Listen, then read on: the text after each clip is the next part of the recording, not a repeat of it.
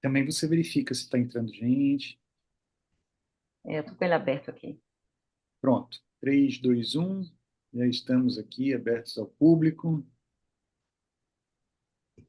Então vamos, né?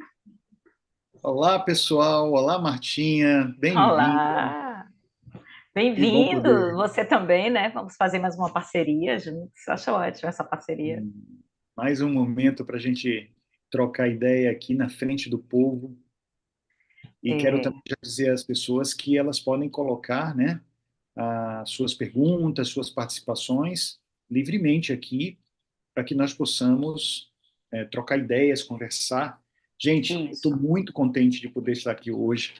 E setembro é um mês em que as pessoas falam sobre esse assunto, né? E eu sei que até a própria pronúncia desse assunto, desse tema, pode fazer com que o próprio YouTube não goste da gente, porque quando sai esse nome, ele para de fazer as transmissões ou a propaganda daquela live. Então a gente vai falar o nome, mas não repetir tantas vezes para que o YouTube não fique com raiva de nós, tá? Mas, obviamente, vocês sabem que, e já é um alerta de gatilho, a gente vai trabalhar com algumas coisas relacionadas ao sofrimento e a um sofrimento invisível no mundo do trabalho, que é aquele que vai provavelmente trazendo determinados tipos de dores, de aspectos interiores psíquicos mais difíceis, ao ponto de, quem sabe, em alguns momentos, ser um dos elementos que podem levar alguém a ideações em relação ao autocídio, em buscar nessa extinção da própria vida uma possível solução. Quer dizer, tem muita gente que acha que isso poderia ser, até mesmo para algumas pessoas que vão por essa linha de autodestruição, uma possível, né, saída de cena, como se aquilo fosse terminar o seu sofrimento e, diante de não ver qualquer outra possibilidade, acabam recorrendo a um gesto extremo. Então, a gente vai falar sobre isso aqui, vamos falar sobre o mundo do trabalho, de que maneira também a gente pode buscar aspectos de mais esperança para poder lidar com o sofrimento que muita gente não enxerga, mas que nós sabemos que o meio de vida da gente, nosso trabalho, nossa atividade profissional, para alguns casos, também pode ser até um meio de sofrimento e um meio de morte. Marta Graça, minha ex-professora e atual grande amiga e querida, eu queria dar boas-vindas a você. Fale um pouquinho sobre a sua história, Martinha, e o que você faz, o que você busca, as suas pesquisas e por que que para você é tão importante a gente falar sobre o tema suicídio. Bem, primeiro, boa noite. Muito obrigada. Aliás, Cal, eu acho que é a única pessoa que consegue me fazer live. Então, já é uma coisa maravilhosa. Até porque, como eu gosto muito dessa passagem de conhecimento, eu acho que é uma proposta sempre muito interessante e muito pertinente. É, bem, eu trabalho, né, há 25 anos como psicóloga. Antes de ser psicóloga, vou começar de lá, só um pouquinho, eu trabalhei como técnica em eletrotécnica numa empresa imensa chamada Telebahia, que não existe mais. Então, eu tive a possibilidade, naquele momento, ainda sem o conhecimento da psicologia, de vivenciar coisas dessa estrutura de uma grande empresa fora da área de saúde e do cuidado que eu via, que de fato, acho que foi a empresa que eu trabalhei nesses anos todos, que tinha mais cuidado com aqueles que estavam lá trabalhando. Nós tínhamos inúmeras ações que hoje eu entendo que eram ações de promoção de saúde, que a gente vai falar depois, né? Ações de promoção de saúde que são importantíssimas justamente para identificar se aquele ambiente organizacional ele é um ambiente preditor de coisas positivas ou de coisas que não sejam tão positivas, né? Então, eu fui para a psicologia, sempre me interessei pela área de saúde e por todos os ambientes e contextos que seriam, digamos assim, pontos para trazer qualquer interferência a essa saúde que eu considero tão importante, que é, na verdade, uma saúde integral, não só a saúde mental. né? Partindo desse princípio em que a cabeça interfere no corpo, interfere em quem você é, no que você deseja para a sua vida, e isso, para mim, é a coisa mais importante que a psicologia me trouxe. Então, ao longo desses anos, eu estou na área de saúde, assim, em várias áreas, trabalhando, fazendo avaliação psicológica, trabalhei fazendo avaliação psicológica para a área de segurança. Então, eu trabalhei muito, fui preposta da Polícia Federal, então eu via muito essa questão desse trabalho, da pressão que eles tinham, de como era difícil lidar com aquele meio de trabalho. Trabalho em hospital também há 20 e poucos anos, faço atendimento clínico. E uma coisa que me chamou muito a atenção nesses últimos anos, principalmente dentro da emergência do hospital em que eu trabalho, é a incidência de tentativas de suicídio, né? Então, eu sempre fiquei preocupada com isso e buscando um sentido mesmo. E foi justamente essa entrada nesse hospital que me fez me voltar para as pesquisas nessa área e fazer com que eu fosse buscar cada vez mais conhecimento e possibilidades de auxílio a essas pessoas, que eu acho que esse é o meu papel, digamos assim, é algo que eu tenho muito como missão de vida, é a parte do conhecimento, que é o que eu me importo bastante, que me interessa muito, e a outra é esse cuidado com o outro, que eu acho que é tão importante e que faz parte do ser humano que nós somos, né? E que precisa ser inserido em todos os ambientes que nós estivermos. Ambiente de trabalho, ambiente da família, ambiente social, porque é assim que a gente vive, né? E cá A estou eu para ideia mais essa live.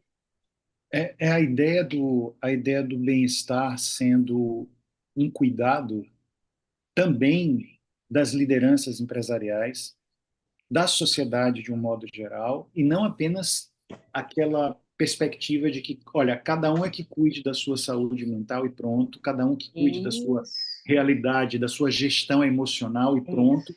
Mas espera aí, se eu não tenho profissionais que estão sendo bem cuidados também pela empresa, pode haver uma toxicidade da empresa ao ponto de mexer em determinados tipos de vulnerabilidades do trabalhador que podem redundar em perda da própria habilidade, da própria condição de gerar resultados na empresa, que seria um dos pontos de maior interesse para a própria empresa, né? Porque muita gente está olhando a empresa apenas como geradora de resultados, Sim, mas, por outro lado, sem um profissional que esteja bem amparado, bem cuidado no seu arcabouço mental e emocional, a gente não vai ter condição de que a empresa também preste um serviço, digamos, de cuidado com essa sociedade, cuidado mínimo, básico com os seres que ali estão justamente para fazer com que resultados aconteçam. A empresa é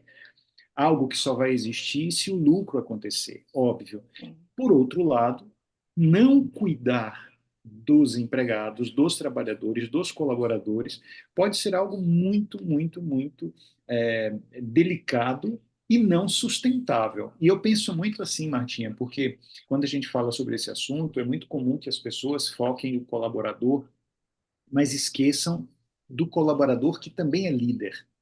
Então, as lideranças organizacionais também sofrem muitas pressões, muitos tipos de demandas que podem fazer com que essas próprias lideranças também estejam numa condição psíquica bastante preocupante. Sem dúvida. Isso que você traz é super importante, porque eu ouço muito, né? Porque eu circulo nas empresas e tudo, e nas empresas, inclusive, que eu trabalho, de dizer assim, não, mas o colaborador, ele precisa aprender a lidar com as situações adversas. Ele precisa compreender aquilo que tem o estresse na vida dele, aquilo que, de alguma forma, desencadeia um problema na vida dele, como se fosse algo que só o colaborador tem que dar conta, né? E não é assim, porque, na verdade, o colaborador, ele está lá para o trabalho, mas ele está lá muito mais tempo do que ele está na casa dele, do que ele está na vida social dele, e aquilo faz parte da condição de existência de vida dele, né? Então, essa lógica de que o cuidado para um burnout, por exemplo, né? Ele precisa ser feito, o colaborador tem que se cuidar, ele tem que cuidar, ele tem que fazer terapia, ele tem que fazer atividade física, ele tem que estar sempre disponível para o autocuidado, é muito importante isso. Mas isso é uma faca de dois gumes, como se diz, né? Você tem dois lados. Você tem aquilo que é individual, então você tem dentro de cada sujeito, de cada indivíduo, a sua estrutura de personalidade. Você tem aqueles fatores que o construíram na história de vida dele. Você tem as questões sociais que ele vivenciou. E ele pega todo esse pacote e coloca dentro de uma empresa. Ele vai ter que administrar a parte dele? Vai. Só que a empresa também precisa cuidar da parte dela, né? E a parte dela significa qual é o clima organizacional, né? Ela está cuidando dessa psicodinâmica empresarial, que é jornada de trabalho, o vínculo empregatício, ele é um vínculo precário, por exemplo? Existem condições de assédio, né? Tem outras questões que sejam também importantes na empresa, na parte da hierarquia. Então, tudo isso precisa ser visto para que, a partir de então, essa psicodinâmica da empresa, ela se encontre com a psicodinâmica do sujeito, né? E, a partir daí, você vai poder construir ou não saúde. Se você não faz essa junção entre os dois, você atribui mais importância à psicodinâmica do sujeito ou da empresa, isso não vai andar. Né? Por exemplo, a última pesquisa do INSS de 2022 ou 23, eu não me lembro agora se foi um ou outro, tem um investimento de gasto do INSS de mais de 290 bilhões de reais em afastamentos por transtorno mental, por Alzheimer, por burnout, por depressão, né?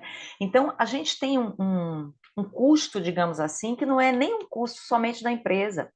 Você tem um custo da saúde do sujeito, você tem um custo da empresa, porque ela está sem o trabalhador, né? Você tem o custo para o país, que sai da Previdência. Então, esse processo de cuidado, de prevenção e de promoção de saúde, isso é importantíssimo, né? Então, de fato, olhar para isso hoje, e por isso eu acho bacana quando você fala que é invisível, por exemplo, é porque não é visto, de fato, né? Eu, eu Isso não é penso, visto. eu penso numa reflexão que vem do trabalho de um filósofo contemporâneo que eu gosto muito, ele é sul-coreano, é o Byung-Chul Han. Byung-Chul Han. Chul Han fala sobre uma perspectiva hiperpositiva do ser humano em relação ao trabalho e em relação a sermos uma sociedade que acabou se transformando numa sociedade da performance, uma sociedade dos resultados, da entrega de algo concreto, Sim, ao ponto de fazer com que, no passado, alguns séculos atrás, nós tínhamos feitores que faziam o trabalho de exigir, por conta de maus tratos, que alguém produzisse, sobretudo os escravizados. Aquela realidade hedionda, monstruosa que o Brasil viveu por tantos sim. séculos. E aí a gente acabou importando isso para a esfera do trabalho, fazendo com que as lideranças fossem vistas como aqueles e aquelas que precisam cobrar, exigir do colaborador a produção. Churran faz uma reflexão dizendo que no momento em que nós nos transformamos em seres que incorporamos a ideia de uma hiperpositividade que nos empurra para produzir cada vez mais, isso faz com que nós coloquemos um feitor dentro de nós. Nós não precisaremos mais de um feitor fora, nós Sim, teremos um feitor dentro. isso. O seu chicote, o seu nível de exigência tenaz, frequente, não acontece mais obrigatoriamente de alguém de fora para conosco. E sim, nós mesmos é que estamos nos cobrando uma produção e uma performance cada vez de forma mais exagerada. E isso também, segundo ele, vai fazendo com que nós percamos saúde, com que nós tenhamos aquilo que ele chama dos infartos neuronais, que vão produzir a própria burnout. O que é que você pensa a respeito dessa ideia, dessa reflexão do Churran, Martinha? Eu acho que é super pertinente, porque quando você está falando dessa questão da introjeção do cobrador, né, é algo que é muito comum, inclusive, no próprio desenvolvimento de personalidade, quando você tira o crítico de fora para dentro de você. Só que, quando você está falando da empresa, que é esse local onde você vai levar tudo aquilo que você tem, tudo aquilo que você conhece, você vai levar sua vida e seu desenvolvimento ao longo desses anos todos para o trabalho, né? Você vai fazer isso quando você coloca isso dentro da empresa, você tem a expectativa de reconhecer o que o outro olha de você e de ser reconhecido pelo outro. Então, quando você consegue, de fato, fazer algo assim, você já acabou dentro exatamente desse local que é, a partir de agora, eu tenho que ser o máximo do que eu possa ser. Eu tenho que ser o melhor que eu faço. Uma coisa que, inclusive, é super estimulada pelas empresas, a competitividade dentro das empresas. Essa competitividade, ela transforma o ambiente de trabalho num ambiente em que os grupos são solidões, digamos assim, né? Porque tem um grupo, mas todo mundo está dentro dos processos de competitividade para serem reconhecidos. E aí, se você trabalha comigo e você está competindo comigo de alguma forma, você não é meu amigo. Então, esse suporte que o grupo social trabalho poderia lhe dar, já não lhe dá mais. Então, cada hora mais, esse feitor interno ele vai ser mais forte. Por quê? Porque eu preciso ser melhor do que o colega, eu preciso ter a minha promoção mais rapidamente, eu preciso ser reconhecida, né? Então, isso acaba fazendo um grande ambiente de solidão dentro das empresas e uma solidão que adoece, porque a gente já sabe que um dos fatores protetivos para qualquer tipo de adoecimento psíquico é justamente o grupo social, né? Grupos sociais que se apoiam, que olham para o mesmo lado, que se cuidam, que dão a mão quando o outro está precisando, isso é um fator protetivo. Então, quando você coloca dentro da empresa esse cobrador interno, né, porque você precisa se sobressair de alguma forma, e você cria esses grupos de vários solitários, digamos assim, né? Você tem 10 pessoas no grupo que estão lá competindo entre eles, mas não é um grupo. Porque o que transforma um grupo em grupo é a conexão que as pessoas têm entre elas, não a convivência. Então, nesse momento, aí a gente tem um processo de adoecimento que pode acontecer de forma muito importante dentro das empresas, né? Eu estava aqui pensando em também explorar a sua visão, não apenas de uma pessoa que dedica a sua vida, né, à psicoterapia, porque você é uma psicóloga clínica também, mas alguém que está também vivendo a realidade da psicologia hospitalar, e de uma professora também, e palestrante. Então, você faz palestras em empresas, em organizações a respeito de temas como esse. Você Sim, também leva para pessoas dentro do âmbito do consultório, reflexões, manejos, de diversos tipos de coisa e deve ter visto muitas coisas a partir de realidades que foram intensificadas dentro do âmbito do trabalho, que estão relacionadas a transtornos, sim. ansiedade, crises de ansiedade, questões relacionadas com depressão, burnout. E eu queria que você pegasse assim, Marta, quais são as principais situações relativas a esse sofrimento invisível dentro do trabalho que você mais frequentemente percebe e como você definiria? Porque quem está aqui nos assistindo pode pensar assim: puxa, eu estou cansada, cansado, mas isso já seria um esgotamento? Eu estou muito preocupado, preocupada com as questões relacionadas ao trabalho, o medo de ser demitido, isso já seria aquilo que a gente pode chamar de uma patologia em relação à ansiedade? Enfim, como que nós podemos perceber que o mundo não é cor-de-rosa, então nós vamos Uhum. ter dificuldades, mas quando é que Sim, podemos notar que a coisa já está no âmbito do trabalho resvalando para algo que se assemelha a um transtorno e que precisa de uma atenção ainda maior? tá.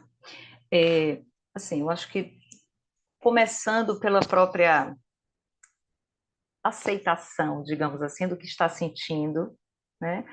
Quem é você nesse trabalho? Né? É a primeira coisa. Por quê? Porque se eu sou uma pessoa que preciso de muita validação, por exemplo, e eu entro em um trabalho que cobra muitas metas, que o nível de rigor é muito alto, que a forma de cobrança é uma forma de cobrança agressiva, tá certo? Eu vou começar a entender que não é só o meu trabalho que não está sendo aceito. Sou eu enquanto pessoa, né? Então, eu já tiro daí aquilo que é do sujeito e do trabalho para a minha própria personalidade. Eu acho que isso é uma questão importante da gente ver, porque isso interfere no resultado que seria o adoecimento, né? Então, por exemplo, eu vejo muito que nas empresas, cobrança de metas é uma das coisas que mais deixa o sujeito estressado e o acúmulo desse estresse gera muito sintoma ansioso, tá certo? Uma outra coisa é, você tem valores seus de vida individuais, então você acredita na verdade, na justiça, você acredita no trabalho feito com dedicação, com atenção, no atendimento àquela pessoa que chega de uma forma muito criteriosa e a empresa pede que você seja rápido, que você aumente a quantidade de pessoas que você vê, né? Que simplesmente você negligencie os seus próprios valores, ou seja, os valores que são da empresa não são os seus.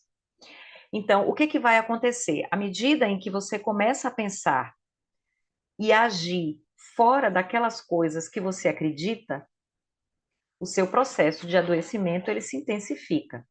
E aí você começa a perceber primeiro que você começa a ter insônia, você está muito cansado, você não quer ir ao trabalho, isso ainda não é adoecimento, tá? Quando a gente está falando de transtorno especificamente, a gente tem critérios. Então você vai ter transtornos, por exemplo, a depressão. Você tem uma tristeza por algo, isso não é uma depressão, né? Morreu alguém, perdeu o emprego, brigou com alguém, você vai ter essa tristeza, mas não é uma depressão. Você precisa observar quanto tempo você tem dentro desse critério de tristeza intensa. Você precisa observar o quanto isso interfere na sua vida social. Você começou agora, você não quer mais sair de casa, não quer ver ninguém. Quando chega final de semana, você quer ficar em casa. Quando chega o domingo de noite, você começa a passar mal, porque você tem que trabalhar segunda-feira, aí já não dorme, começa a desenvolver uma coisa que é muito interessante, começa a desenvolver doenças autoimunes, principalmente da pele. É uma coisa muito, muito interessante. A pele começa a desenvolver, fica vermelhinha, começa a descascar, nível de estresse alto, né?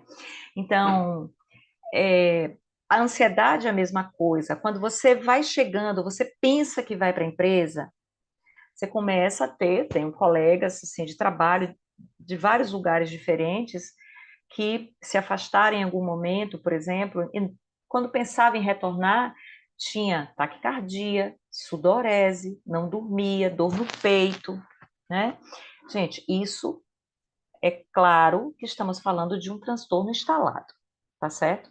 Quando você vê o nível de interferência na sua vida de uma forma muito alta, estamos falando de um transtorno. Por quê? Porque o transtorno é quando as suas capacidades de resposta, elas deixam de ser suficientes para as realidades que você vivencia. Então, você tem habilidades, né? Você tem estratégias de enfrentamento, mas elas não são mais suficientes. Elas começam a falhar. Aí, nesse momento em que elas começam a falhar, é que você entende que o transtorno está se instalando. Esse é o momento da busca do diagnóstico. Isso é uma outra questão, Cal. Quando a gente está falando de empresa, por exemplo, você falar que você tem sintoma, que você está se sentindo adoecido, você é deixado de lado. você é estigmatizado, tá certo? Começam a dizer que você é problemático, que você não sabe se autocontrolar, que você tem dificuldades de lidar com a realidade, que todo mundo tem problema, né? E para mim, essa questão, todo mundo tem alguma coisa, todo mundo tem um transtorno mental de vez em quando, isso é comum. Não, gente, não é comum. Transtorno mental não é algo que nós fomos feitos para ter. Isso acontece quando a nossa barreira de proteção, ela se rompe, né? Isso também, quando você diz que todo mundo tem, é tornar o transtorno invisível, né? Todo mundo tem, isso é tornar invisível. Por quê? Porque a partir do momento que todo mundo tem, por que que eu vou ser diferente? Vou precisar de tratamento, vou precisar de acolhimento, vou precisar de cuidado. Todo mundo tem, Marta. Toma uma medicaçãozinha e vai Engraçado, trabalhar. a generalização, ela acaba se tornando o mesmo que a negação da realidade daquilo. Então, é o Exatamente. dizer todo mundo tem, é como se dissesse ninguém tem. Ninguém tem. Exatamente isso, É né? tudo Que normal. exatamente isso. E não é o fato de todo mundo ter que significa que é normal. Significa o contrário, que tem algo acontecendo no nível muito maior e que está adoecendo muito mais pessoas do que deveria, né? Então, isso é algo que a gente precisa sempre ficar atento, né? Então, se isso já está acontecendo, a pessoa está começando a desenvolver sintomas físicos de adoecimento, né? Está começando insônia grave, não consegue mais dormir, tem taquicardia, sudorese, uma tristeza profunda, não quer fazer mais nada. Então, esses são sinais claros de que essa barreira da proteção foi rompida e que é extremamente importante que as pessoas sejam vistas e cuidadas, né? Esse é o momento de baixar o estigma e estar perto do outro mesmo.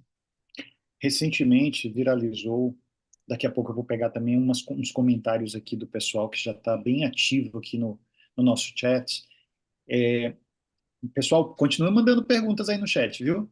Hum, Eu me lembro de, acho que um mês atrás, houve um podcast em que um líder empresarial se colocava como alguém que não admitia dentro do seu time pessoas que trabalhassem menos de 70 a 80 horas. Ou nossa, seja, havia aquele tempo que eram as horas dedicadas presencialmente, mas havia também muitas e muitas horas de trabalho online, né, de forma remota. E ele dizia que todo mundo já estava muitíssimo acostumado e era assim que tinha que ser. E além de outras coisas que ele fala nesse podcast, como representativas de um nível de exigência absurdo, e esse vídeo circulou e as pessoas comentaram muito, alguns aplaudindo esse líder, dizendo que é assim mesmo que tem que ser, e outros assustadíssimos, porque em alguns momentos determinadas falas dessa pessoa até mesmo eram arranhavam a legislação, né? Arranhavam, feriam aspectos da legislação do trabalho. E aí, além de tudo, essa pessoa ainda dizia que espalhava nos seus ambientes do trabalho muitas bíblias e meio que forçava as pessoas a fazerem grupos de estudo e de oração dentro do trabalho. Então, havia toda uma demanda de pressão para que as pessoas produzissem muito e que trabalhassem muito, e ainda havia uma condução para um determinado tipo de religiosidade, tudo isso junto, fazendo um combo. sim, sim. E eu me peguei pensando assim, como é que algumas pessoas podem ter conseguido ficar muito tempo nessa empresa? E é uma empresa que cresceu de uma forma exponencial, Sim, assustadora. sim, Então, sim. é visto como um case de grande sucesso. E aí a gente pensa, sucesso é o que exatamente? À custa de quê e de quem exatamente? É. Acho que a primeira, quando você está falando disso aí, entra exatamente no que eu falei antes do adoecimento, né? Não é porque existem empresas que fazem você trabalhar 70, 80 horas que isso é o que deve acontecer, tá certo? Só que Olha, mas as empresas que crescem são assim. Se você quiser crescer, é isso mesmo. Gente, isso não é verdadeiro. Só que isso se choca com uma coisa que é a questão social, né? Que a gente tem a questão social nisso aí. Eu não posso perder meu emprego. Então, eu vou trabalhar 70, 80 horas porque eu preciso sobreviver. Nessa hora é a hora em que você está decidindo pela comida na mesa. Só que a comida na mesa, eu vou dizer assim, mas é que é o que eu realmente eu acho que é bem cruel. A comida na mesa durante um tempo, porque você vai adoecer e daqui a pouco você não vai botar comida nenhuma na mesa. Sabe por quê? Porque o ser humano, ele não é assim. A gente precisa ver, na verdade, essa questão do equilíbrio como algo importante. Você precisa ter o tempo do ócio, você precisa ter o tempo do trabalho, até porque se você trabalha o tempo inteiro, você não vai ter nem tempo para valorizar o seu trabalho, porque não é assim? Como é que a gente valoriza férias? A gente trabalha, trabalha e chega a férias, nossa, que maravilha. Você precisa ter o contraponto para reconhecer. Quando você não tem o contraponto, você nem reconhece o benefício daquilo. Então, você está lá trabalhando 70, 80, 90 horas, e isso é algo que ficou muito constante. Na pandemia, a gente viu muito isso, né? Você não tinha mais horário de trabalho. Seu horário de trabalho era X horas, sei lá, 20 horas, 30 horas na semana. Mas aí você recebia mensagem 10 horas da noite, sábado, domingo, você tinha que fazer uma reunião 8, 9 horas da noite. Ah, mas é só uma ligadinha no digital, né? Gente, isso tudo é trabalho, né? E quando as pessoas aceitam esse tipo de coisas, elas estão aceitando porque, primeiro, não conseguem compreender ainda para ela o que ela realmente deseja, associado a essa necessidade de sobrevivência, né? Conheço pessoas, na área de saúde isso é muito comum, as pessoas têm 3 vínculos empregatícios de 30 horas. Ou seja, são 90 horas semanais dentro de hospital.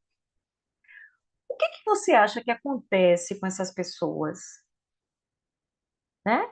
E a gente não está falando de um ambiente que é um ambiente leve, né? Tranquilo. A gente está falando de um ambiente que exige muito do trabalhador. Então, esse correr atrás desse suposto sucesso, que seria ter dinheiro, comprar uma casa, um carro X, né? É um sucesso de verdade? Para quem?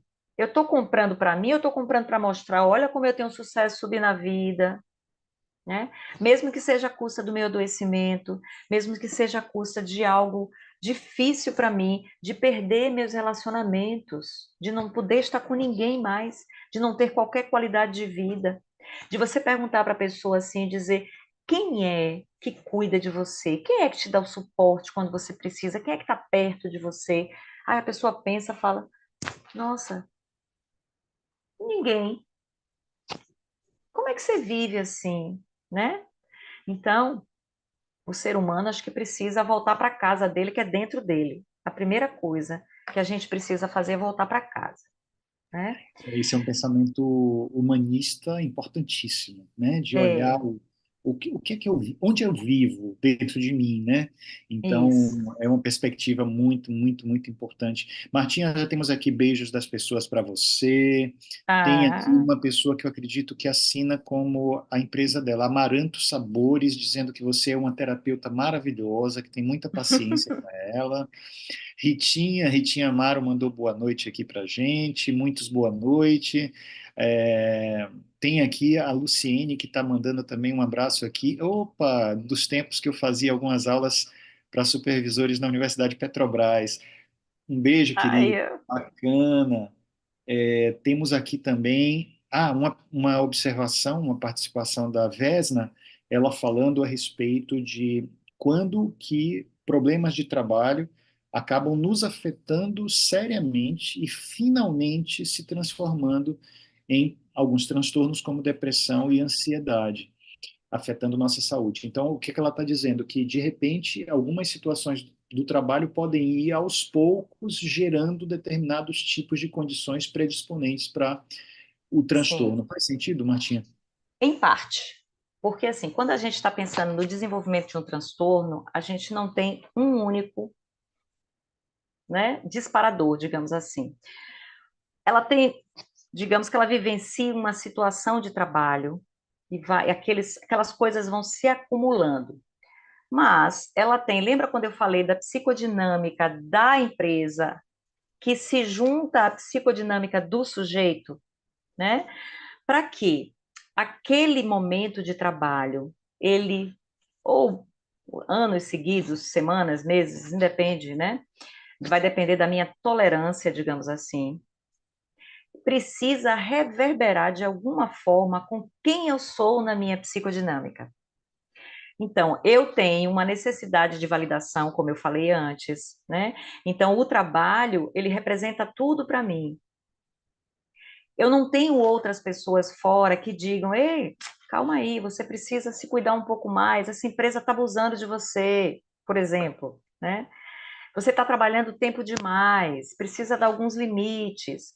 Por quê? Porque na vida dela, na estruturação da personalidade dela, algumas coisas aconteceram em que esse processo, digamos assim, de construção de personalidade tornou natural ser explorada, tornou natural vivenciar os autossacrifícios, tornou natural buscar a aprovação do outro para você se sentir feliz. Então você tem aquilo lá guardadinho, mas você não sabe, tá certo? Mas faz parte de quem você é, tá na sua psicodinâmica. E aí o que que acontece? Você chega numa empresa e essa empresa, ela alimenta isso em você, te dá uma infinidade de horas de trabalho, não valoriza o que você faz, porque você tem você já tudo isso fazendo parte do desenvolvimento na sua personalidade, na sua vida. O que que Perfeito. acontece? À medida que você vai Posso juntando, só você acrescentar uma adoece. coisa nisso que você está falando, só fazer dar uma pingadinha no nosso título dessa palestra, a gente falava sobre o sofrimento invisível no trabalho. Às vezes, esse sofrimento invisível é invisível para o próprio sujeito, Isso, né? Quer exatamente. dizer, não é só o mundo ou a empresa que não está vendo o sofrimento. A própria Isso. pessoa está sofrendo e sem perceber que está sofrendo. Sobretudo quando ela tem esse tipo de psicodinâmica que faz com que a sua percepção fique muito empanada. Ela Sim. aceita demais e nem É. sequer percebe seu cansaço, nem sequer percebe algum tipo de procedimento que pode ser abusivo, enfim. Mas pode continuar, Martinha, é porque eu Tá. queria só destacar que às vezes a invisibilidade tem a Tá ver com dentro nós. do próprio sujeito. É verdade. Que assim, e isso a gente vê também bastante nessa área, né, da minha área, que é a área de saúde hoje, que eu fico também lá dentro. Eu vejo isso muito profissionais, gente, profissionais que estão todos os dias, mas assim, quando você fala, olha, você precisa dar um tempo, você precisa descansar. Não, eu estou ótimo. Eu estou ótimo. Tratando todo mundo mal, gritando com todas as pessoas, reclamando de absolutamente tudo, num mau humor, que é algo que faz parte do dia a dia do sujeito. Ele não traz uma coisa legal assim. Você vê, tá dentro de uma sala, vários colegas sem falar com a pessoa. Ou seja, ela tá ali, não é porque ela é ruim, não é porque ela é má, é porque ela está sofrida, mas ela não se dando conta de que está sofrida, ela começa a projetar nos outros, então são os outros que são problemáticos. Aí precisa daquele líder que tem o olho, sabe?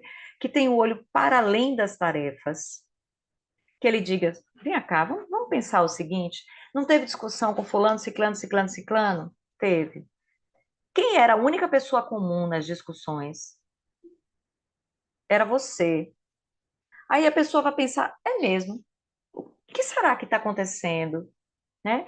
Então, muitas vezes, esse olhar para que o outro possa se enxergar, ele precisa vir de fora. Porque é isso, né? O ser humano realmente ele se acostuma com tudo, até com o que é ruim. E aí ele vai deixando tranquilamente, não coloca para fora. que é que quando eu falei que a gente precisa voltar para casa, né?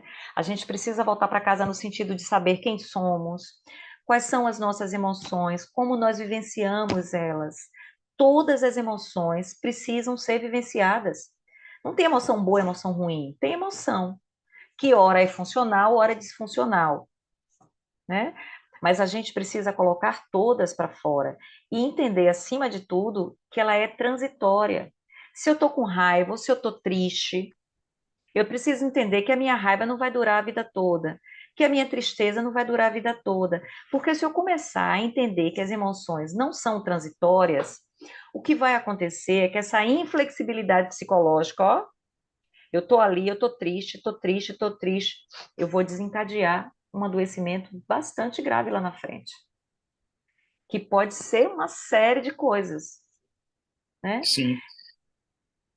Dentro dessa, agora já estamos caminhando para a metade final da nossa conversa, já podemos falar sobre aspectos mais esperançosos, Sim, né? Então, importante. a visão do que fazer. Eu gosto muito de sugerir às pessoas, em alguns treinamentos que faço nas empresas, e a ótica não é obrigatoriamente você buscar o sentido, buscar de alguma forma como se ele já existisse e estivesse escondido no trabalho. Você tem que encontrar isso. Eu gosto muito de usar uma perspectiva que é de dar sentido ao trabalho. Então, você Sim, como autor dessa construção de um sentido e não como se você tivesse que buscar alguma coisa que já está pronta. Porque sim, às vezes você não consegue dar o sentido, e diante de tanto sofrimento, pode ser que você tenha total razão em pensar em sair dali, né? Você sim, não está conseguindo dar o sentido que aquilo precisa ter para que você continue ali dentro. Então, em alguns instantes, vale dizer assim: será que o que eu perco estando aqui, em termos de saúde, em termos de equilíbrio emocional, em termos de tudo que pode me acrescentar e me nutrir? Será que o que eu estou perdendo vale o que eu estou ganhando? Que é uma busca interessante, é uma possibilidade, né? A gente parar e refletir, né? O que é que eu estou ganhando e o que é que eu estou perdendo dentro de uma realidade profissional em que sim, as coisas estão num nível muito adoecedor, né? sim, E acrescentando aqui, estou vendo que o Adriano também está colocando algumas situações que viveu, né? Falando que uma das coisas que mais adoecem pessoas na empresa é a própria perseguição, né? E que aí cabe a nós verificar, né, o quanto existe de fato uma perseguição ou o quanto estamos nos sentindo perseguidos e verificar se também a nossa possibilidade de interagir com nossas lideranças a ponto de também darmos feedbacks. Não que o feedback precise sempre vir de cima para baixo, mas a sim, nossa possibilidade também de fazer com toda a dificuldade e delicadeza que isso representa, porque é muito delicado você dar feedback a uma chefia, né? Mas é fundamental que empresas que querem aprender e crescer estejam abertas para que seus líderes também recebam feedback daqueles que fazem parte do seu time. sim. Eu acho que, assim, começando pela questão desse olhar, né, para a empresa, eu acho que a primeira coisa que você precisa ver é si mesmo. O quanto de autoconhecimento você tem. Por quê? Para você dar sentido, você precisa saber o que faz sentido para você, né? Então, se você tem um nível de autoconhecimento bom, e aí, gente, ó, quem não tem ou quem tem dificuldade, é o momento da psicoterapia, tá certo? Porque psicoterapia, ela é importantíssima nesse processo de autoidentificação. Eu costumo dizer que a psicoterapia tem uma função importantíssima, que é tornar você mais parecido consigo mesmo, né? Porque a gente é parecido com um monte de gente, parece com o pai, parece com a mãe, parece com fulana, trabalha igual a ciclano, um monte de gente, mas a psicoterapia, ela vai fazer você olhar para dentro, para que você veja o que é realmente importante para você. A partir daí, você vai conseguir olhar para fora, ou seja, para a empresa, e identificar se aquilo que eu estou vivenciando eu posso dar sentido e por quanto tempo. Porque às vezes eu posso dar sentido durante um tempo e depois fica demais para mim. Não, eu gosto, estava trabalhando aqui, mas agora já deu no meu limite. Agora eu não consigo mais encontrar sentido no que eu faço. Então, essa é a hora de você conseguir se desvincular daquilo. Mas você só vai saber sobre isso se você souber quem é você. O que é que faz sentido para você, né? Eu vejo muitas vezes, por exemplo, que as pessoas, é um adendo só aqui, um parênteses que eu vou fazer, as pessoas fazem muito uso de medicação no sentido de estabilização. A medicação, ela tem uma função importante porque ela tira você da paralisação, ela ajuda no processo de redução da fadiga, que até para poder fazer terapia, tem hora que é difícil. Você tem que falar de coisas que não são agradáveis, você tem que olhar para a sua dor, você tem que olhar para o seu sofrimento, né? Para ressignificar aquelas coisas em busca de um caminho diferente. Se as coisas não estão dando certo, está na hora de mudar de rota, né? Mas mudar de rota depende do quanto eu sei para onde eu quero ir. Se você faz uso da medicação somente, a medicação, ela vai fazer uma estabilização, digamos assim, em parte, né? Por quê? Porque ela vai fazer uma estabilização no cérebro, às vezes nem consegue, porque até você acertar qual é a medicação que você precisa, isso dá um certo trabalho, né? Mas o que foi que fez com que você precisasse da medicação? São os acontecimentos da sua vida. Como você foi lá atrás, como é que você foi criado, o que que as pessoas ensinaram sobre você, o que que elas disseram que você era e você acreditou ou não. Então, essas coisas vão trazer para dentro de você esse autoexigente, esse crítico interno. E aí, no momento em que você vivencia algo assim, seu cérebro lhe responde aos seus pensamentos. Então, se você pensa que você não tem valor nenhum, que você não tem qualquer sentido, você vai desenvolver algum transtorno em algum momento, se encontrar um ambiente propício, né? Então, a medicação associada à psicoterapia é a melhor coisa para esse processo de autoconhecimento começar, né? E a partir daí a gente poder fazer boas escolhas na vida, né? Que essas escolhas elas vão depender de todo esse conjunto. A empresa em si, ela não pode ser responsabilizada pela saúde mental do funcionário. Ela pode ser corresponsável, como o sistema de saúde é, né? Porque, por exemplo, você tem acesso ao sistema de saúde, você vai para o médico, você pode ir para a psicoterapia, você tem um trabalho dentro da empresa que olha a questão da promoção de saúde, gente, trabalhar autoestima nas empresas. Isso é uma das coisas mais importantes de se fazer, né?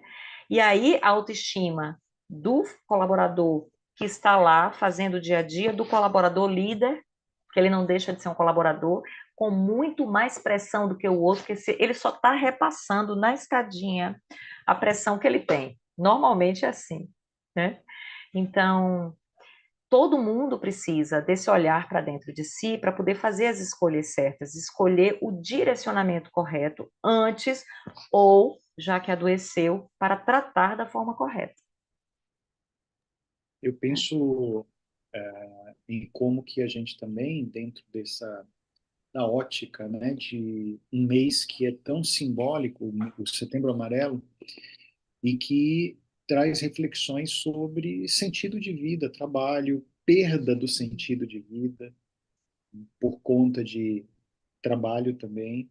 E vejo que há uma confusão muito grande das pessoas que estão tão identificadas com o que fazem, que aquilo que elas fazem, se um dia elas não fizerem, é como se elas não mais fossem. Isso Então, mesmo. a pessoa está tão identificada com uma atividade profissional que se ela perde aquele emprego é como se ela estivesse perdendo quem ela é, a própria identidade.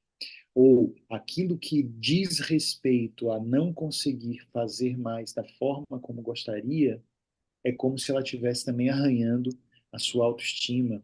E é muito interessante a expressão, olha, antes de você ser CNPJ, você é um CPF, sabe? Isso.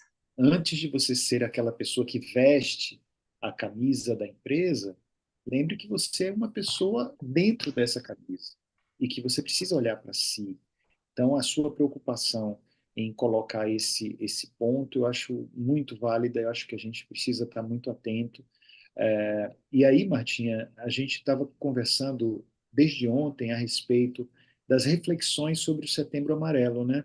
Sobre as dificuldades que muita gente enfrenta a ponto de, por conta de questões profissionais, achar que, ou por conta de determinadas dificuldades que estão relacionadas à vida profissional, elas acham que é por causa disso, e às vezes não tem nada a ver com isso. É um somatório de coisas, né? Pode Isso. ter um pouco a ver com isso, mas é um somatório de coisas que podem fazer alguém entrar num processo de desespero muito grande e começar a ter ideações e coisas tais. O que que você nos diz a respeito das suas investigações que tem a ver com essa coisa do Setembro Amarelo? Há pessoas que dizem que não é uma coisa interessante fazer com que dentro do mês de setembro se evoque tanto as discussões, os debates a respeito do autocídio. Para outras, já há não que a gente precisasse ter só essas discussões no mês de setembro, a gente deveria ter mais discussões sobre o tema durante todo o ano.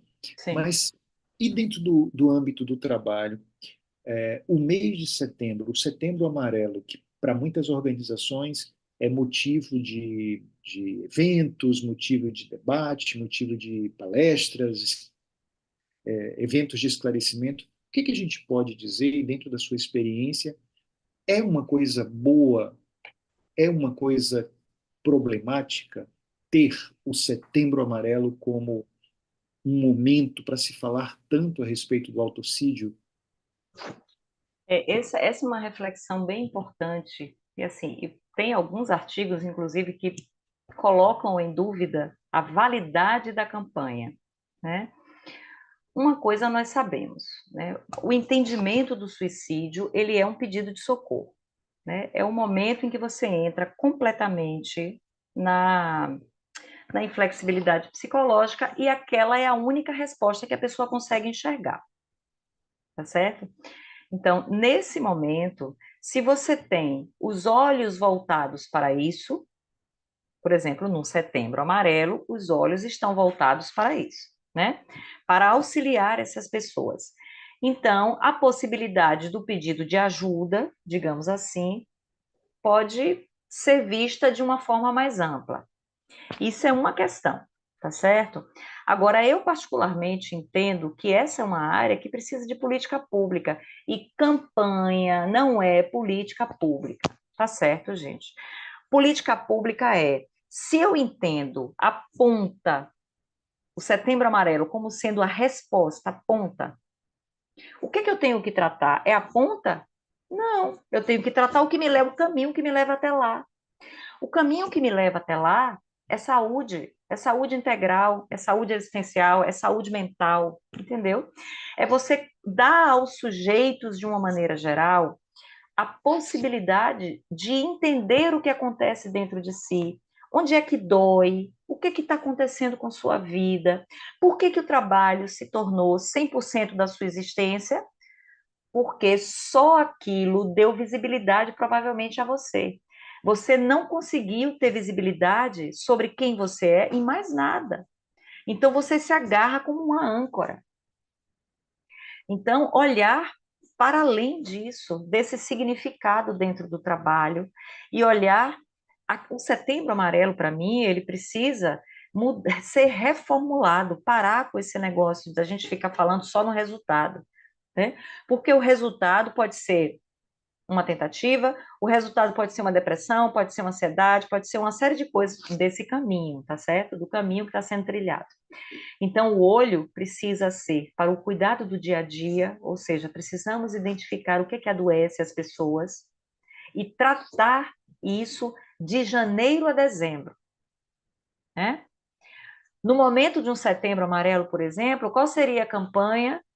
Aumentar somente, para mim, o foco do acolhimento, de como é que as pessoas veem, retirar estigmas, de outras coisas, sabe? É como se fosse uma avaliação sobre um processo que dura o ano inteiro. Isso é uma política pública, quando você abre espaço para o cuidado, né? Então, mas a gente tem no nosso país essa ideia de que fazer campanha é política pública, não é, tá certo? E aí, lógico, né? Se você pega um caldeirão de coisas, e aí você pega todos os fatores que são os fatores, digamos assim, predisponentes, que é aquilo tudo que acontece na vida do sujeito antes de uma tentativa ou antes de um adoecimento. Tem pessoas que passam por determinadas coisas, rejeição, abandono, várias coisas na infância. Já existe hoje pesquisas de identificação de depressão, que lá na frente, na vida adulta, ela tem uma predisposição ao desenvolvimento da depressão.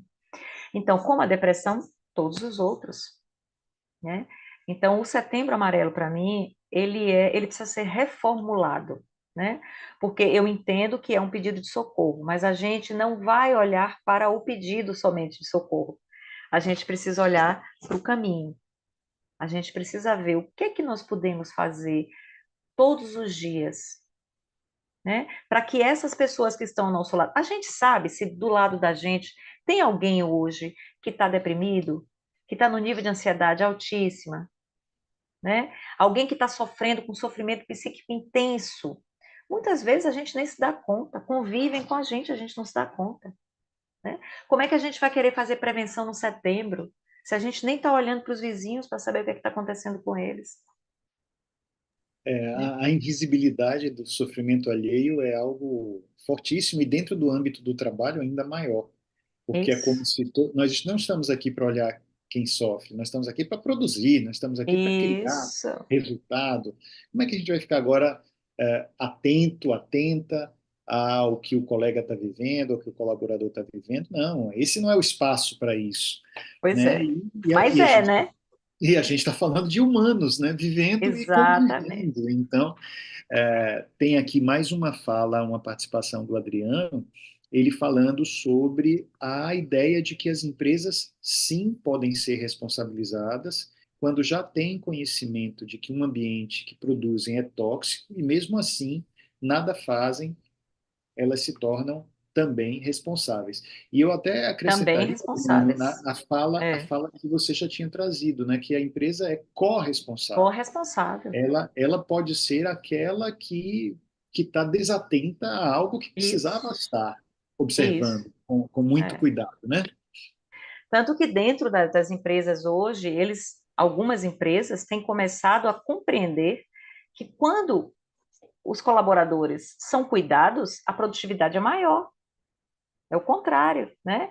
Então, ações de promoção de saúde, grupos para discutir essas questões, ter o olhar, os líderes serem treinados para identificar sintomas ou sinais dentro das empresas, para que isso não passe dessa forma, né? Tirar o foco só do ganho financeiro. O ganho financeiro ele é importantíssimo, porque nenhuma empresa sobrevive sem ele. Se a empresa quebrar, está todo mundo desempregado, né? Mas precisa ser algo que consiga equilibrar isso, né? E essas ações de promoção de saúde, de psicoeducação sobre as emoções na empresa, de psicoeducação sobre os processos de trabalho, e isso precisa acontecer todas elas, em todas elas, porque senão Martinha, essa invisibilidade segue. gente, eu tenho chamado Martinha aqui durante toda a live de Martinha, é doutora Marta Graça, mas é porque, Ah, como ela já é uma querida do coração, é Martinha para nós. é, E aí eu queria pedir a você que você se anuncie aqui, fale sobre os trabalhos que você faz, se alguma empresa quiser contratá-la como palestrante para falar sobre o tema, ou outros temas também sobre saúde Sim, mental e sim. emocional no âmbito do trabalho, como elas podem te procurar, como podem fazer contato com você? Pronto. Eu agora, né, depois que fiz a minha transição, digamos assim, de trabalhar como professora, estou junto com uma colega queridíssima chamada Thaís Mascarenhas, fazendo um trabalho que chama Instituto Crescer Psicologia, que é justamente para que nós possamos não só fazer os atendimentos individuais, mas fazer também atendimentos de grupos, montar trabalhos nas empresas justamente falando sobre isso, autorregulação emocional, tomada de decisão, solução de problemas dentro, como você trabalhar isso, né, psiquicamente, fazer os trabalhos de promoção de saúde em empresas. Então, na nossa proposta é justamente esse trabalho, com palestras, com atendimentos individuais, atendimentos de grupos, e supervisão, porque afinal de contas eu saí da docência, mas a docência não saiu de mim, entendeu? Eu sou uma apaixonada pelo ensino e acho que essas discussões elas são enriquecedoras demais com os alunos. E depois que eles Perfeito. viram profissionais, ficam ainda melhor, né? Porque começam a atender os casos, eles vêm com um nível de riqueza altíssimo. Então é isso, né? É o Instituto Crescer Psicologia, que é o nosso Instagram. Então, sigam, por favor, né? Fiquem à vontade, né? E estamos disponíveis para todos esses trabalhos que eu acabei de falar, que faremos e fazemos já com muito carinho, porque é algo que a gente preza bastante. É justamente compreender a importância de dedicar o nosso trabalho a esse processo de melhoria do indivíduo, começando por nós, né? Porque a gente não leva ao outro aquilo que a gente não traz para a gente, né? Perfeito. Então, é começar mesmo a olhar para dentro, a cuidar de si e fazer esse processo de trabalho junto com outras pessoas. E É, muito obrigada, Aline, viu, amigo? Pode chamar de ah, Martinha, fique à vontade. um grande prazer sempre poder conversar com você, Martinha, e que bom que a gente pode conversar também, abrindo espaço para outras pessoas, algumas dezenas de pessoas que estavam conosco aqui, e provavelmente outras tantas ainda verão na gravação, né? Então a gente Sim, tem a possibilidade de compartilhar informações, ideias, reflexões. Eu também tenho feito um trabalho bastante forte dentro das empresas, dentro de uma perspectiva que eu tenho chamado de Humanistê, que é um programa de treinamento que envolve muitas coisas, envolve aspectos de convivência, relacionamento interpessoal dentro das empresas, formação de lideranças, enfim. E a ideia parte daquela palavra sânscrita que era o namastê, mas que é falada com a postura, né, das mãos aqui em frente ao peito, nessa posição em que nós temos um significado que é o divino em mim saúda o divino em você. Namastê. Só que aí a minha ressignificação é, vamos trazer isso um pouco para o chão, vamos ser gente no meio de gente, humanos que somos, humanistê. O humano que há em mim saúda o humano que há em você. E é humano a gente ter vulnerabilidade, ter dificuldade, ter problemas diversos. Eu digo, a gente fica todo negociado, sabe? é, Quando tem determinadas dificuldades, sobretudo no âmbito do trabalho, que é parte tão importante da nossa vida, são muitas horas todos os sim, dias, sim, né, dedicadas à vida laboral, ao trabalho que a gente faz e ainda trazendo muita coisa para casa, enfim. E eu gosto muito da ideia de que nós somos humanos e nós convivemos com outros humanos, então, ó, esse humano que está aqui saúda esse humano que está aí e a gente pode levar essa ótica também para o mundo da das empresa. Então, organizações. das organizações. Então, eu tenho feito esse trabalho misturando algumas coisas que eu pesquiso em várias áreas, junto com filosofia, que foi uma formação muito importante para mim e que pode ser lançada na prática, né? As pessoas pensam que a filosofia é só uma coisa muito abstrata, papo cabeça, mas, nossa, a filosofia é uma das coisas mais lindas e práticas que eu posso dizer que existem no mundo. tá bom? Então, Martinha, uma fala de esperança para o povo que está aqui, uma fala de que possa ajudar pessoas que estão se sentindo com um sofrimento invisível e que tem a ver com o universo do trabalho. O que é que você pode dizer para essas pessoas? A primeira coisa é não acredite em tudo que vocês ouvem sobre vocês, seja em casa, seja no ambiente de trabalho. Olhe para dentro de si, porque ninguém nos dá mais valor do que nós mesmos. E a gente precisa buscar isso dentro da gente. Se está acontecendo de alguma forma essa vivência, digamos assim, difícil no seu trabalho, peça ajuda, busque ajuda, converse com as pessoas. A comunicação dentro da empresa é a coisa mais importante que existe, né? Eu sei que, lógico, tem essas solidões individuais, digamos assim, né? Quando, às vezes não tem os colegas diretamente, mas de repente tem uma pessoa que você consegue se aproximar mais. Fala sobre isso, porque nós todos somos importantes e temos muito mais valores do que costumamos observar em nós. E não podemos deixar ninguém dizer que isso não é verdadeiro. Então, essa é a coisa mais importante que nós podemos fazer por nós todos os dias. E assim, se existe alguém que está também tomando atitudes ou assumindo posturas, ou se a própria cultura Mas, organizacional é favorecedora de uma toxicidade que favoreça determinadas dificuldades, determinadas dores, nós temos assim uma importante missão a fazer, que é dar feedbacks, que é isso, falar, que é dizer isso, como nos sentimos e procurar a melhor forma. Existem formas e formas de nós dizermos para alguém da alta liderança ou nossa chefia imediata que alguma coisa está acontecendo que não é boa. Existem formas e formas da gente é, fazer. Eu gosto até de dizer, Martinha, que um líder de verdade, aquele que não é somente chefe, vai se sentir muito feliz em receber um feedback que mostre para ele ou para ela coisas que ele ou ela não estava percebendo, né? exatamente. Coisas que estavam ocultas. Eu brinco com as pessoas quando faço treinamento sobre feedback, que todos nós, em alguns momentos, podemos ter uma aranha caminhando nas nossas costas. E essa aranha está fora do nosso âmbito, da nossa perspectiva de visualização. É necessário que outra pessoa nos mostre a aranha que anda nas nossas costas. Se ninguém nos falar, nós ficaremos correndo risco. Muitas lideranças organizacionais correm risco Sim, porque não estão percebendo coisas que estão fazendo, precisam de feedback. O feedback são os olhos que o outro me empresta para que eu possa olhar para mim mesmo.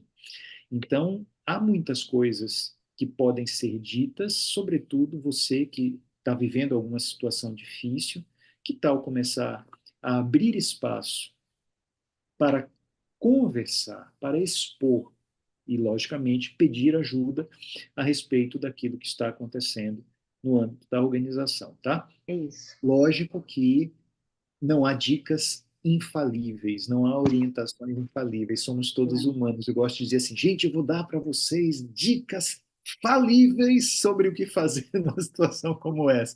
Porque, em se tratando de gente, as coisas Sim, podem dar certo, podem não dar certo. você nunca vai Mas poder garantir o resultado. Isso sem não dá. chance, né? Sem chance. Mas as suas É, falas relacionadas com o olhar para si mesmo, sobre não também não dar ouvidos para quem só quer te colocar para baixo, né? Para quem só quer puxar teu tapete, fazer com que você se sinta mal consigo mesmo. Puxa, são orientações falíveis, mas muito, muito sim, importantes, como todas as orientações que a gente deu aqui são falíveis, mas podem abrir espaço para estalos de mudança, né? isso. É importante, né, que nós olhemos para dentro, porque nós temos uma imensa força dentro de nós. Agora precisamos saber que ela está lá, né? E o saber é esse parar, olhar, né? A emoção não foi boa, percebe o que que aconteceu, o que que ela representa para você e fala. Gente, falar é a melhor coisa da vida. né? E a depender da forma, absolutamente tudo pode ser dito. A questão é o como você diz, com respeito, compreendendo que o outro, é o que o Cal falou da aranha, achei ótimo, inclusive o exemplo, compreendendo que o outro ele pode de fato não estar enxergando. Então, ter cuidado com as distorções cognitivas, que é quando a gente olha e diz assim: ah, eu não vou falar porque eu já sei o que é que ele vai dizer. A gente não sabe, isso é uma distorção, né? Então, a gente precisa primeiro falar, de repente ele pode dizer: puxa, que bom que você avisou que a aranha estava andando no meu ombro, né? Isso pode acontecer. Então, é isso. Olhem e não tenham medo, né? Pensem que essa força gigantesca está dentro de todo mundo. A gente só precisa descobrir e olhar com vontade para dentro da gente. É isso, cara. Martinha, querida, muitíssimo obrigado por esse nosso papo. Espero que a gente possa fazer outros papos tão legais quanto esse. Sim, Eu gosto muito de focar agora felicidade dentro do âmbito do trabalho, dar sentido àquilo que nós fazemos profissionalmente, questões como essa das dificuldades do ser humano na convivência no âmbito do trabalho. Então, todos esses temas podem ser profundamente interessantes e podem trazer repercussões muito positivas na vida das pessoas, tá? Então, queria ok. agora mandar esse beijo bem gostoso para você, um abraço Beijo. bem forte, cheio de carinho e Muito gratidão. obrigada mais uma vez por essa oportunidade, né, de poder dividir conhecimento, que eu acho que essa é a coisa mais importante. Conhecimento não serve para ficar guardado. A gente precisa espalhar ele pelo mundo. E essa possibilidade no virtual acaba tendo um É alcance verdade. maior, né? Fui muito resistente. Todo mundo sabe, né, Cal? Mas eu estou me educando para o mundo digital e tem sido muito bacana. E você tem sido um grande incentivador desta minha entrada no mundo digital. Então, muito obrigada por mais essa oportunidade também. Quem gostou, manda beijos, manda likes. Quem gostou aí, dá um alô pra gente. E mais uma vez também, muito obrigado, muito agradecido pelo carinho de vocês, pela Todos que presença estão aqui aqui. Isso. na nossa live, né? Vocês que estão aqui. E passem esse link para muita gente que precisa ter contato com essas informações e transformá-las em conhecimento. Porque a informação pura, ela é só uma informação que a gente recebe. Aliás, a gente recebe muita Exatamente. informação, mas o bom é transformar as boas informações, selecioná-las e transformá-las em conhecimento, porque isso vai fazer Exatamente. diferença, né? Abraços, Ok, abraços. obrigada. Beijo em todos. Tchau, tchau, Ótima gente. noite, Tchau, galera. Cal. Tchau, tchau, querido.